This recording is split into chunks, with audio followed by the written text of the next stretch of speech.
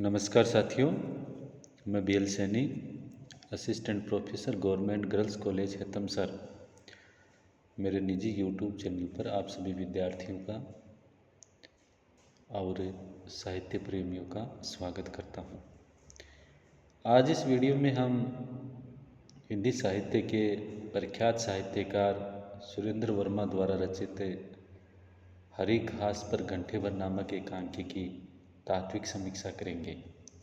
यह एकांकी BA part second year के सेकंड पेपर के लिए पाठ्यक्रम में शामिल की गई है, तो हम इसी एकांकी की तात्विक समीक्षा पर प्रकाश डालने का प्रयास करते हैं। जैसे कि सुरेंद्र वर्मा हिंदी साहित्य के एक पुरोधा साहित्यकार हैं। इनका हरी घास पर घंटे भर एकांकी एक समाज की भावनात्मक समस्याओं को आधार बना करके लिखा गया है, जिसमें दो पीढ़ियों की सामाजिक समस्याएं हैं, पारिवारिक समस्याएं हैं, दाम्पत्य की समस्याएं हैं। तो इस एकांकी की तात्विक समीक्षा करते हैं। तो सबसे पहले हम इसकी कथा वस्तु की चर्चा करते हैं। हरी घास पर घंटे भर एक उत्कृष्ट समाज की एकांकी है। इसकी कथा वस्तु किसी एक पात्र विशेष की न होकर हमारे सामाजिक जीवन में अवस्था अनुसार होने वाले परिवर्तनों एवं उनकी मानसिक स्थिति से संबंधित है। इस एकांकी का कथानक एक पार्क में घटित होता है। संध्याकालीन वातावरण में पार्क की हरी घास पर बैठे हुए अलग अलग अवस्थाओं के 3 दंपति अपनी अपनी अवस्थाओं से संबंधित मिलकर बातें करते हैं। उनके द्वारा की जाने वाली बातों में अवस्था विशेष की भावुकता, उत्तरदायित्व, निर्वहन की चिंता तथा नए जमाने में हो रहे परिवर्तन के बीच रिश्ते नाते निभाने की फिक्र के साथ ही अवस्था विशेष के प्रभाव के कारण शरीर में पनपने वाली शिथिलता, अंगों में होने वाले विकास से जुड़ी चिंताओं की अलग अलग चर्चाएं होती हैं। ये चर्चाएं एक ही पार्क में एक ही समय घटित होती हैं। दंपति अलग अलग हैं, लेकिन वे पात्र विशेष के परिचायक न होकर व्यक्ति की अवस्थाओं के ही परिचायक हैं, जो किसी भी व्यक्ति पर लागू हो सकते हैं। इस एकांकी में नवविवाहित युवक युवती परस्पर में प्रेमालाप करते हुए दिखलाई देते हैं। दोनों में जीवन के प्रति तरस और सुकोमल भावनाएं अभिव्यक्त होती हैं। वहीं पार्क के हिस्से में अधेड़ अवस्था के दंपति बैठे हुए हैं, अपने घर परिवार के उत्तरदायित्वों की निर्वहन के लिए चिंतामग्न हैं। उनके वार्तालाप में घर के खर्च के बारे में अधिक चिंता व्यक्त की गई है, क्योंकि उनकी आय सीमित है, जिसमें बच्चों की शिक्षा के लिए जो अतिरिक्त भार आ पड़ा है, उसके लिए वे अपनी सुख सुविधाओं में कटौती करना चाहते हैं। बड़े मकान के स्थान पर छोटे छोटे 2 कमरे दफ्तर के पास लेने का विचार करते हैं, जिससे खर्चे में कटौती हो सकेगी। इसी प्रकार अपने बच्चों के उज्जवल भविष्य के लिए उनको उच्च शिक्षा दिलाना चाहते हैं। तृतीय चित्र में वृद्ध दंपति को दिखलाया गया है। वे अपनी अवस्था और विचारधारा के अनुसार बातचीत में निमग्न हैं। वृद्ध दंपति को आधुनिक पहनावा, उनके रहन सहन के तौर तरीके पसंद नहीं है, इसलिए अपने पौत्र, पुत्र, पुत्रवधू आदि परिवार के सदस्यों के प्रति उनके मन में आक्रोश है। इसी के साथ अवस्था विशेष के कारण वे शारीरिक व्याधियों से भी पीड़ित होकर चिंतित हैं। एकांकी का दूसरा तत्व है पात्र और चरित्र चित्रण। आलोच्य एकांकी में एकांकीकार सुरेंद्र वर्मा ने पात्रों के नाम के स्थान पर मानव जीवन की 3 अवस्थाओं के प्रतिनिधि पात्रों को जातिवाचक संज्ञा के रूप में प्रस्तुत करने का एक अभिनव प्रयास किया है। जो कि सफल बना है। इन पात्रों के माध्यम से लेखक ने युवावस्था, प्रौढ़ावस्था और वृद्धावस्था का तुलनात्मक यथार्थ चित्रण किया है। साथ ही अपने इन पात्रों के माध्यम से लेखक ने अत्यंत निपुणता के साथ इन तीन अवस्थाओं के दंपतियों के जीवन के प्रति दृष्टिकोण और मानसिकता की विविधता को सुस्पष्ट किया है। युवावस्था का चित्रण लेखक ने एक नवविवाहित युवक युवतियों के परस्पर वार्तालाप द्वारा, प्रौढ़ावस्था का चित्रण अधेड़ पुरुष स्त्री के माध्यम से तथा वृद्धावस्था का एक वृद्ध दंपति के वार्तालाप द्वारा किया है, जहाँ नवविवाहित युवक युवती प्रेममय जीवन के उत्साह और कोमल कल्पनाओं में लीन है और अधेड़ पुरुष व स्त्री अपने घर परिवार के उत्तरदायित्व के निर्वहन में चिंतित हैं। तो वहीं वृद्ध दंपति आधुनिक जमाने के रहन सहन तौर तरीके से बेचैन एवं कुंठ दिखाई दे रहे हैं। एकांकीकार ने अत्यंत सफलतापूर्वक अपने इन तीन प्रकार के पात्रों का चरित्र चित्रण किया है। अगला तत्व है संवाद या कथोपकथन। संवाद या कथोपकथन के आधार पर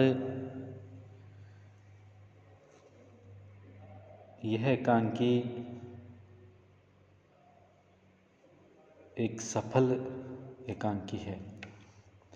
इस एकांकी में मानव जीवन की तीन अवस्थाओं का मनोवैज्ञानिक चित्रण किया गया है। एकांकी में लेखक ने युवावस्था, प्रौढ़ावस्था तथा वृद्धावस्था के तीन दंपतियों के चित्र तुलनात्मक ढंग से प्रस्तुत किए हैं। युवक युवती के संवादों में सरसता, कोमलता तथा मधुरता अभिव्यक्त होती है। अधेड़ पुरुष व स्त्री के संवादों में चिंतनशीलता है, अंतर्द्वंद्व तथा बच्चों के प्रति वात्सल्य भाव प्रकट होता है। वहीं तृतीय अवस्था के वृद्ध दंपति के संवादों में आधुनिक जमाने की जीवन शैली के प्रति आक्रोश, व्यंग्य एवं तनावशीलता दिखलाई देती है। किंतु तीनों ही प्रकार के पात्रों के संवाद कथानक की गति देने वाले, अवस्था विशेष के चरित्र को उद्घाटित करने वाले, संक्षिप्त, सरल, पात्रानुकूल एवं भावानुकूल हैं। भाषा और शैली के आधार पर भी एकांकी की समीक्षा करते हैं तो अपन देखते हैं कि सुरेंद्र वर्मा ने अपने एकांकियों में प्राय ऐसी व्यवहारिक भाषा शैली का प्रयोग किया है जिसमें दैनिक व्यवहार में प्रयोग आने वाले शब्दों की प्रधानता है। प्रस्तुत एकांकी में तीन अवस्थाओं वाले तीन प्रकार के पात्र हैं, इसलिए लेखक ने पात्रानुसार भाषा शैली का प्रयोग किया है। इसमें अंग्रेजी, उर्दू, फारसी आदि मिश्रित भाषा का प्रयोग हुआ है। उदाहरण के लिए आलोच्य एकांकी में युवक का कथन देखिए, यही तो मुसीबत है यहाँ, जहाँ जाओ वहाँ जालिम जमाना। रजिस्टर में हाजिरी लगाई गई, 2-3 साथियों से हेलो हेलो की, 16 कस्टमर्स के बिल 3 महीने से पड़े हुए थे, उनके नाम रिमाइंडर टाइप करवाए और मैनेजर से सिग्नेचर करवा के डिस्पैच किए। इस प्रकार वृद्ध का कथन देखिए, बुढ़ापे में सफ़र का इत्तेफाक हुआ, जो पैर से न हो सका वो लाठी से होता है, बूढ़े की लकड़ी बूढ़े की नुमाइंदगी करती है। तो इस प्रकार भाषा शैली भी अपने प्रभावशाली शब्दों के माध्यम से प्रकट होती है। वातावरण या देश काल अगला तत्व है। आलोच्य एकांकी हरी घास पर घंटे भर में लेखक ने कथानक की यथार्थता एवं स्वाभाविकता की छाप पाठकों व दर्शकों के हृदय पर अंकित करने के लिए वातावरण एवं देश काल का निर्माण अत्यंत कुशलता के साथ किया है। इसके लिए एकांकीकार ने अपने एकांकी के कथानक को एक पार्क में ही प्रस्तुत किया है। संध्याकालीन वातावरण में पार्क की हरी घास पर बैठे हुए अलग अलग अवस्थाओं के 3 दंपति अपने अपनी अवस्थाओं से संबंधित मिलकर बातें करते हैं। उनकी चर्चाएं एक ही पार्क में एक ही समय घटित होती हैं। एकांकीकार ने अपने एकांकी के उद्देश्य की पूर्ति के लिए जिस वातावरण एवं देश काल का चयन किया वह अत्यंत उपयुक्त है, क्योंकि पार्क ही एक ऐसा स्थान है जहाँ पर प्रत्येक अवस्था के व्यक्ति सरलता से आपस में चर्चा करके अपने मनोभावों को प्रकट करते हैं। आलोच्य एकांकी में भी तीनों दंपति पार्क में बैठे हुए अपनी अपनी अवस्था के अनुसार अपने मनोभावों को सहजता से अभिव्यक्त करते हैं। इस प्रकार वातावरण एवं देश काल की दृष्टि से यह एक सफल एकांकी है।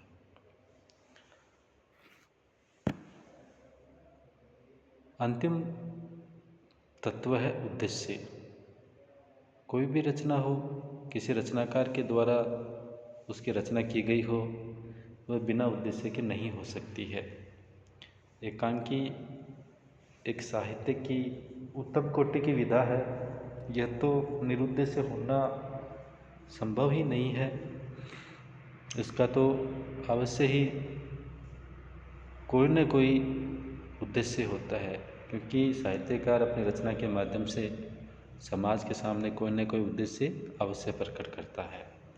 हरी घास पर घंटे भर नामक आलोच्य एकांकी में एकांकीकार का उद्देश्य सामाजिक जीवन की विभिन्न अवस्थाओं वाले दंपतियों की मानसिकता को प्रस्तुत करना रहा है। अपने इस उद्देश्य की पूर्ति में एकांकीकार पूर्ण सफल रहा है। इस एकांकी में नवविवाहित युवक युवती का जोड़ा युवावस्था का प्रतीक है। इसके माध्यम से उद्देश्य के रूप में कहा गया है कि युवा दंपति के जीवन में उत्साह, उमंग, आनंद और उल्लास होता है। उनमें कुछ कर गुजरने की तमन्ना है तथा मधुर कल्पनाओं का संयोजन है। इसी प्रकार अधेड़ पुरुष और स्त्री का जोड़ा प्रौढ़ावस्था का प्रतीक है। इसके माध्यम से लेखक का उद्देश्य उनके जीवन शैली का चित्रण करते हुए उनके द्वारा अपने घर परिवार के उत्तरदायित्वों को निभाने की चिंता व्यक्त करना है। वृद्ध दंपति के माध्यम से वृद्धावस्था में उठने वाली भावनात्मकता, लालसा तथा शारीरिक शिथिलता के कारण होने वाली बीमारियों का चित्रण करना आलोच्य एकांकी का उद्देश्य रहा है। इस प्रकार प्रस्तुत एकांकी में लेखक अपने उद्देश्यों को पूर्ण करने में पूर्णतः सफल रहा है।